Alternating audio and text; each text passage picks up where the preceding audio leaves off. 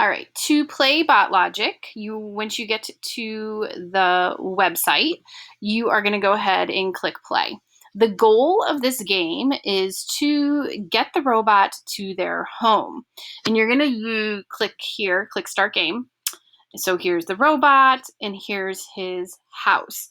Now, one of the things you need to know is you can only move in the purple squares. As you level up and you get to more challenging levels, it is going to black out squares. So just remember, you can only move on purple squares. This right here is our workspace. And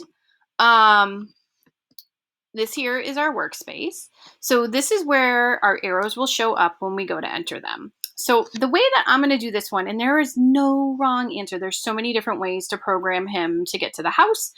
This is how I'm going to do it. I'm going to count 1, 2, 3, 4, 5, 6, 7, right. 1, 2, 3, 4, 5, 6, 7, right? And I'm going to go down 1, 2, 3. 1, 2, 3. So all I have to do is click the arrows, and there he is. So the other thing I want to show you is that this shows you how many moves you did it in, and this shows you how much time it took you. Once you've entered your code, you're going to click the play button to run it or execute it. And you can see your code happen in action.